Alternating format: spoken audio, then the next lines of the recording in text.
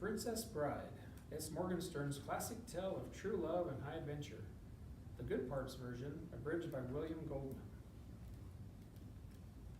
Part 5, The Announcement, Section 3.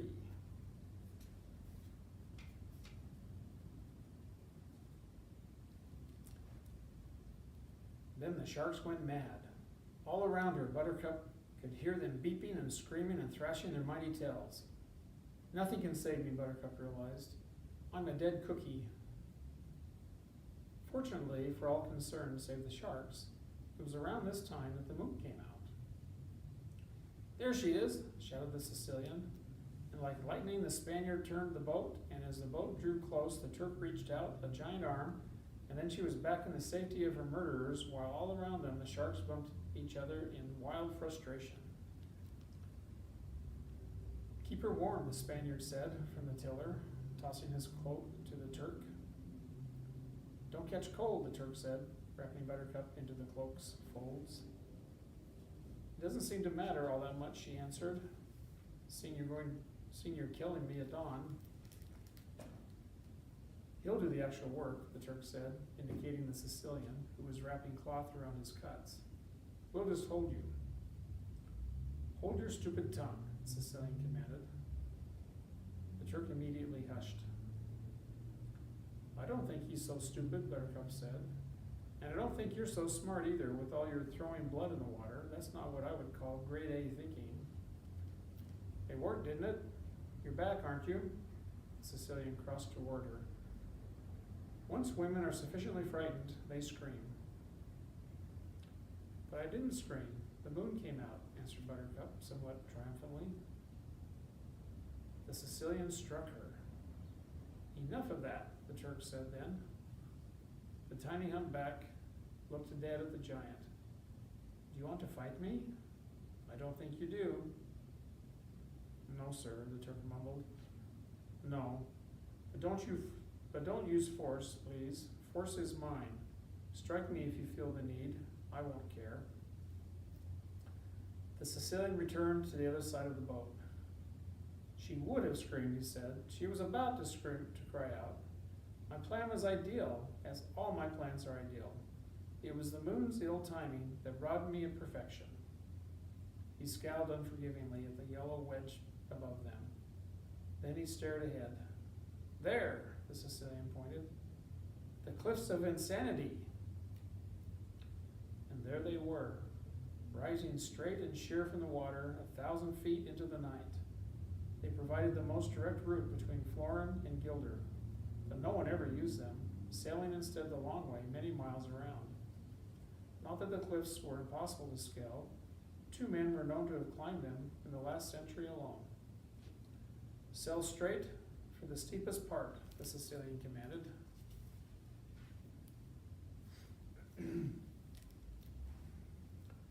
The Spaniard said, I was. Buttercup did not understand. Going up the cliffs could hardly be done, she thought, and no one had ever mentioned secret passages through them. Yet here they were, sailing closer and closer to the mighty rocks, now surely less than a quarter mile away. For the first time, the Sicilian allowed himself a smile. All is well. I was afraid your little jaunt in the water was going to cost me too much time. I'd allowed an hour of safety. There must still be 50 minutes of it left. We are miles ahead of anybody, and safe, safe, safe. No one could be following us yet? The Spaniard asked. No one, the Sicilian assured him. It would be inconceivable. Absolutely inconceivable? Absolutely, totally, and in all other ways inconceivable, the Sicilian reassured him. Why do you ask? No reason, the Spaniard replied. It's only that I just happened to look back and something's there. They all whirled. Something was indeed there. Less than a mile behind them, across the moonlight, was another sailing boat. Small, painted what looked like black, with a giant sail that billowed black in the night, and a single man at the tiller. A man in black. The Spaniard looked at the Sicilian. It must just be some local fisherman out for a pleasure cruise alone at night through shark-infested waters. There's probably a more logical explanation, Cecilia said. But since no one in Gilder could know yet what we've done, and no one in Florin could have gotten here so quickly, he is definitely not, however much it may look like, following us. It is a coincidence and nothing more. He's gaining on us, the Turk said. That is also inconceivable, the Sicilian said. Before I stole this boat we're in, I made many inquiries as to what was the fastest ship on all of Florin Channel, and everyone agreed it was this one. You're right, the Turk agreed, staring back. He isn't gaining on us. He's just getting closer, that's all. It is the angle we're looking from and nothing more, said the Sicilian.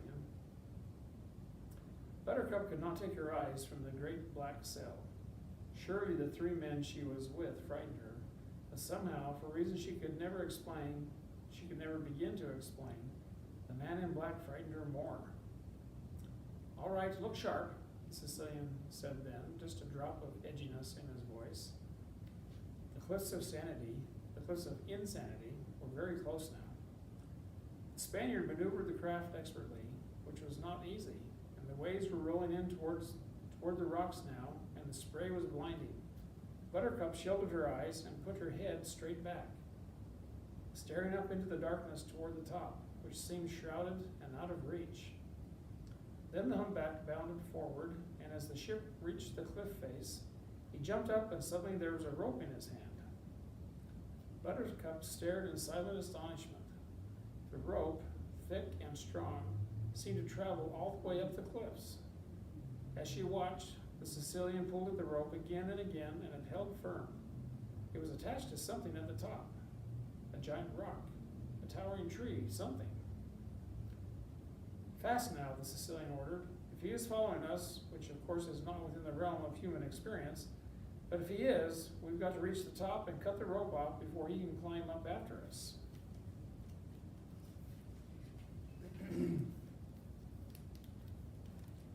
Climb, Buttercup said. I would never be able to. Hush, the Sicilian ordered her. Get ready, he ordered the Spaniard. Sink it, he ordered the Turk. And then everyone got busy. The Spaniard took a rope, tied Buttercup's hands and feet. The Turk raised a great leg and stomped down at the center of the boat, which gave way immediately and began to sink. Then the Turk went to the rope and took it in his hands. Load me, the Turk said. The Spaniard lifted Buttercup and dragged her body around the Turk's shoulders, or draped her body around the Turk's shoulders. Then he tied himself to the Turk's waist. Then the Sicilian hopped, clung to the Turk's neck. All aboard, the Sicilian said. This was before trains, but the expression comes originally from carpenters loading lumber, and that was well after carpenter, and this was well after carpenters. With that, the Turk began to climb. He was at least 1,000 feet, and he was carrying the three, but he was not worried. When it came to power, nothing worried him. When it came to reading, he got knots in the middle of his stomach. And when it came to writing, he broke out in a cold sweat. And when addition was mentioned, or worse, long division, he always changed the subject right away. But strength had never been his enemy. He could take the kick of a horse in his chest and not fall backward. He could take a 100-pound flour sack between his legs and scissor it open without thinking. He had once held an elephant aloft, using only the muscles in his back. But his real might lay in his arms. There had never, not in 1,000 years, been arms to match Physics, for that was his name. The arms were not only gargantuan and totally obedient and surprisingly quick, but they were also, and this is why he never worried, tireless. If you gave him an axe and told him to chop down a forest, his legs might give out from having to support so much weight for so long, or the axe might shatter from the punishment of killing so many trees. But Physics' arms would be fresh tomorrow as today. And And so, even with the Sicilian on his neck, and the princess around his shoulders, and the Spaniard at his waist, Fezzik did not feel in the least bit put upon. He was actually quite happy, because it was only when he was requested to use his might that he felt he wasn't a bother to everybody. Up he climbed, arm over arm over arm, 200 feet now above the water, 800 feet now to go. More than any of them, the Sicilian was afraid of heights. All of his nightmares, and they were never far from him when he slept, dealt with falling. So this terrifying ascension was most difficult for him, perched as he was on the neck of the giant, or should have been most difficult.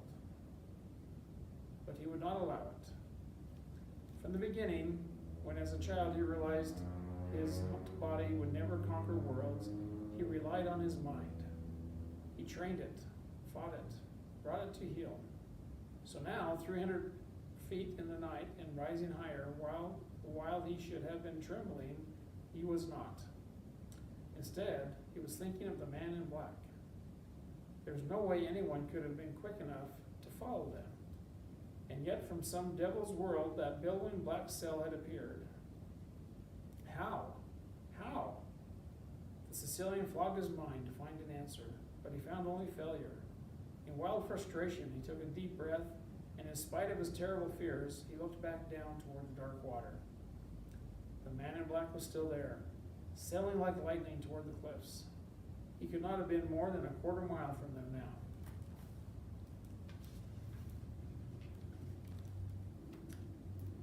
Faster, the Sicilian commanded.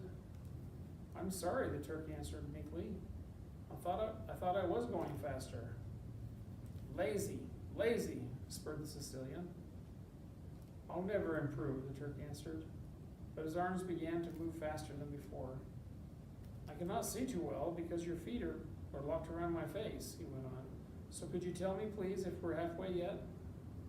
A little over, I should think, said the Spaniard from his position around the giant's waist. You're doing wonderfully, Fezzik. Thank you, said the giant. And he's closing on the cliffs, added the Spaniard. No one had to ask who he was. 600 feet now. The arms continued to pull, over and over. 620 feet, 650. Now faster than ever. 700. He's left his boat behind, the Spaniard said. He's jumped onto our rope.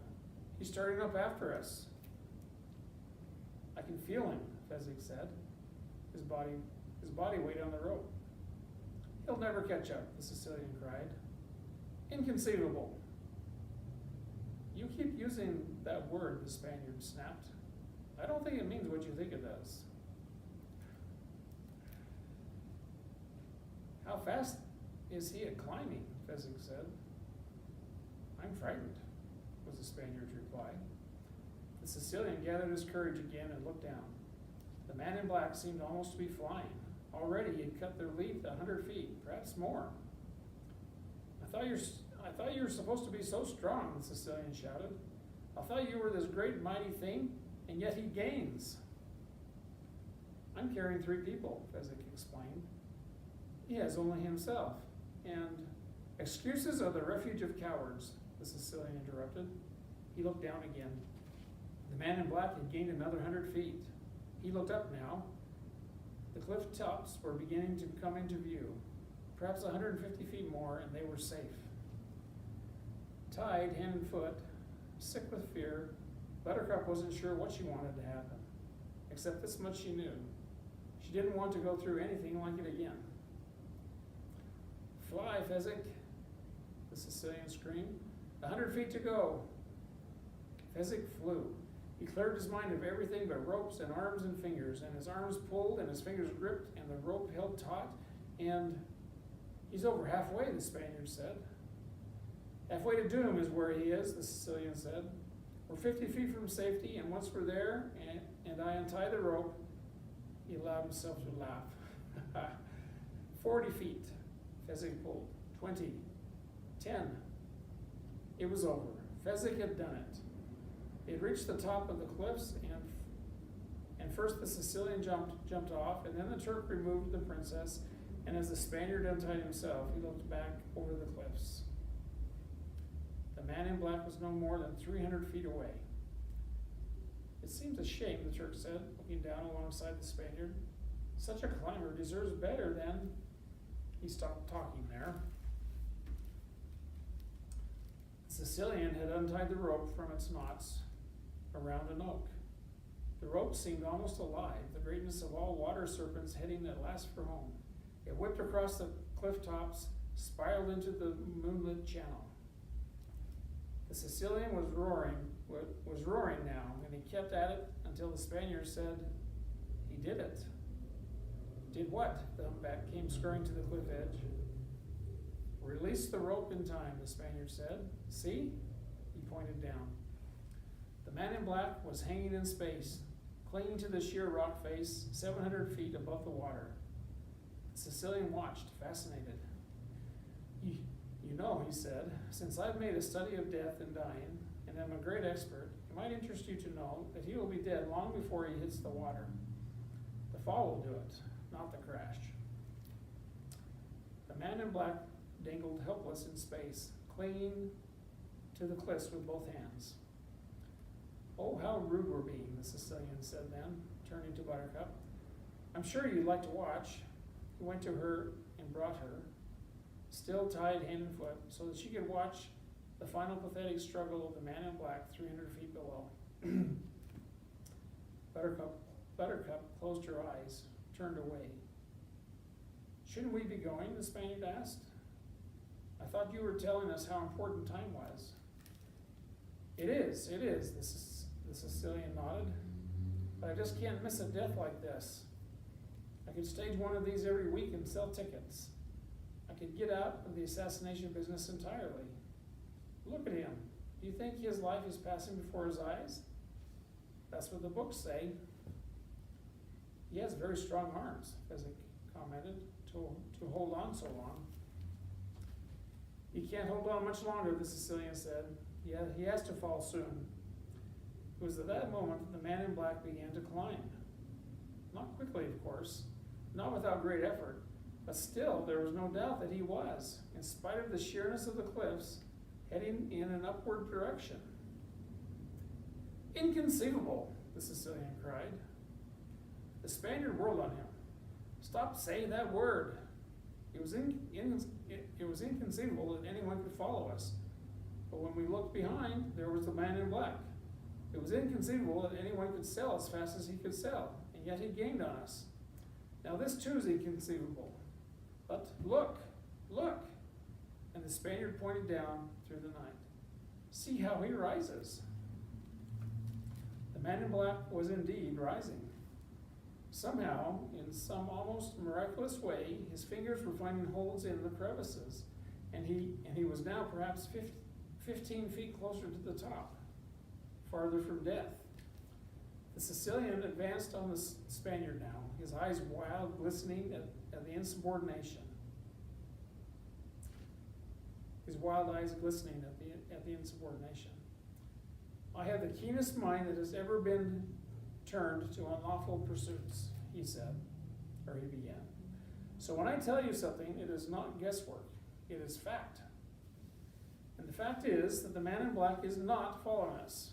A more logical explanation would be that he is simply an ordinary sailor who dabbles in mountain climbing as a hobby, who happens to have the same general final destination as we do.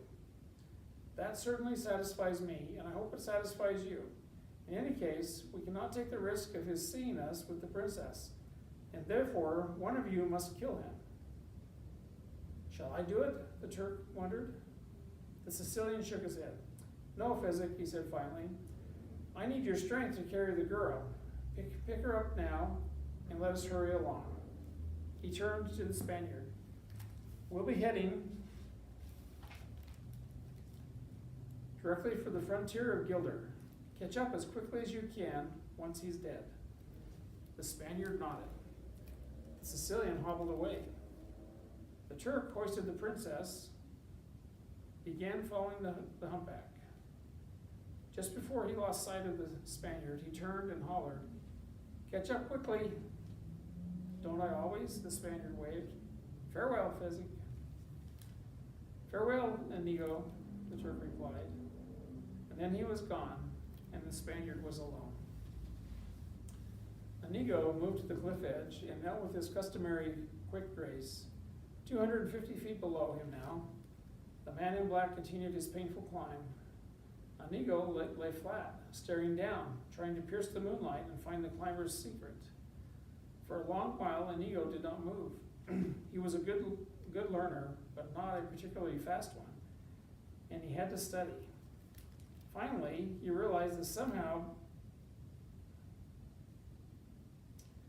by some mystery, the man in black was making fists and jamming them into the rocks and using them for support.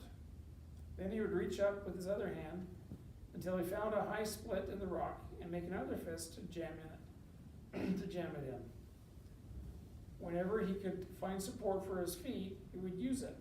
But mostly it was the jammed fists that made the climbing possible. Inigo marveled. What a truly extraordinary adventurer this man in black must be. It was close enough now for Inigo to realize that the man was masked, a black hood covering all but his features.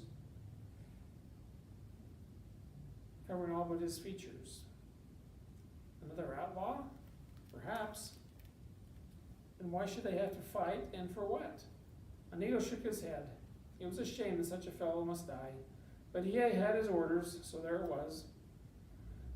Sometimes he did not like the Sicilian's commands, but what could he do?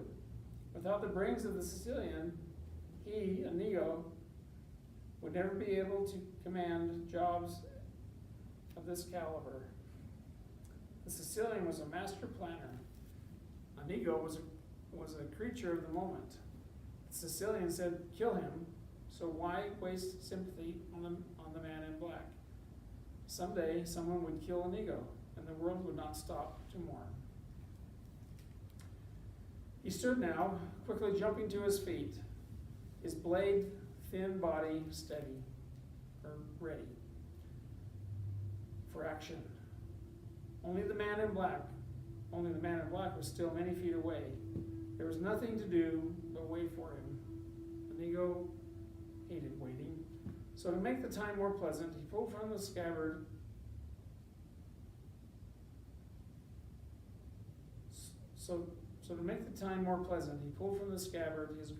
his only love, the six-fingered sword.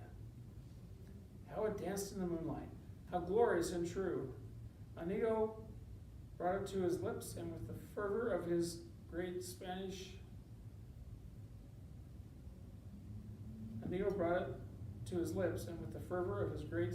heart, kissed the metal.